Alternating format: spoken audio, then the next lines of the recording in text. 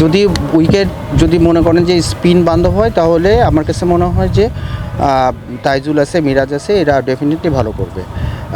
আমরা একটা ভুল করি যে আমরা সাধারণত স্পিনারদের বাইরের দেশে আমাদের স্পিনাররা কেন ভালো করছে না এইভাবে ধরি। তো আপনি যদি নাথান লায়নরা দেখেন বা যারা এখানে শার্টনার আছে, যারা টেস্ট খেলে, আমার কাছে এটা আমার যে তারা আসলে এই উইকেটে কোন সময় থেকে অ্যাডভান্টেজ পেতে থাকে, 4th ডে 5th ডে, এবং তখন একটা টার্গেট থাকে, ব্যাটসম্যানদের প্রেশার থাকে তখন উইকেটে।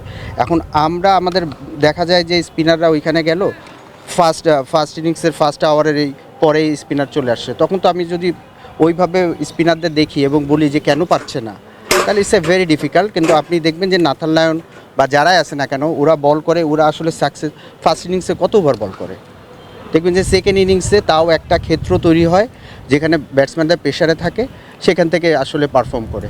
তো এদেরকে যদি মনে হয় যে পেস বান্ধব উইকেট এবং স্পিনারদের যদি পারফর্ম করতে হয়, তাহলে আমাদেরও ওই জায়গাতে ম্যাচটা নিয়ে যেতে হবে।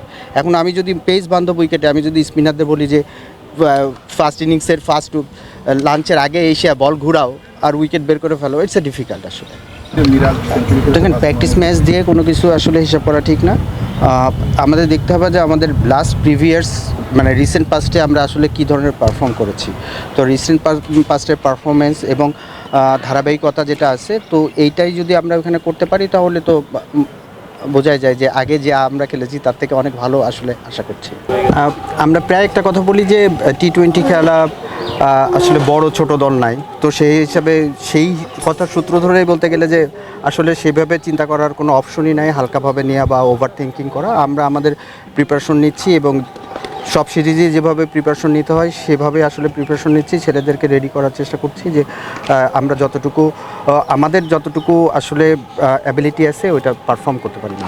হ্যাঁ, আসলে আমরা যতটুকু ইনফরমেশন নেওয়ার, যতটুকু পাওয়ার আমরা আসলে চেষ্টা করছি বিভিন্ন সোর্স থেকে, তো আমরা ওটাকে নিয়ে আমরা একটা আইডিয়া আমাদের হয়েছে। এবং আপনি যেটা বললেন যে ওদের ওইখানে কোচ, একজন লিজেন্ডারি কোচ আছেন, তার কিছু পরিকল্পনা আছে, সে আসলে কীভাবে করছে, তো এগুলা ওদের পারফরমেন্সকে নিশ্চয়ই ভালো করবে। তো আমরাও আসলে ভালো করার জন্য যে ধরনের স্টেপ নেওয়া উচিত, যে ধরনের ট্রেনিং করা উচিত বা যে ধরনের প্ল্যান করা উচিত, ওইভাবে আমরা করছি এবং মাঠে ওইটার এক্সিকিউশন করবো।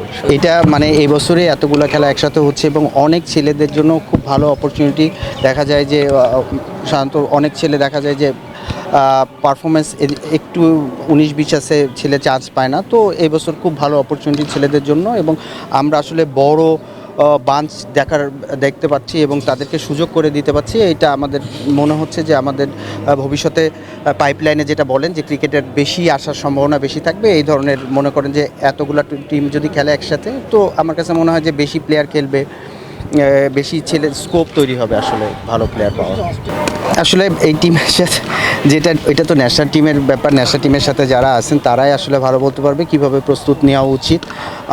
তো যেটা আমার কাছে মনে হয় যে নর্মালি অস্ট্রেলিয়াতে তো আর আমরা চিন্তা করতে পারবো না যে আমাদের দেশের মতন খুব আমাদের জন্য ফ্রেন্ডলি উইকেট থাকবে। আমাদের জন্য ব্যাটসম্যানদের জন্যও চ্যালেঞ্জ থাকবে, বলারদের জন্যও আসলে চ্যালেঞ্জ থাকবে। কেন আপনারা জানেন যে আমাদের যারা পেস বলার আছে তাদেরকে ওরা ব্যাটসম্যানরাও অনেক চ্যালেঞ্জ দিবে, শুধু ওদের বলাররাই যে আমাদের ব্যাটসম্যানদের চ্যালেঞ্জ দিবে সেটা না। তো চ্যালেঞ্জিং সিরিজ হবে আমাদের জন্য এবং আমার কাছে মনে হয় ন্যাশনাল টিমে যারা খেলছে এখন, যারা আছে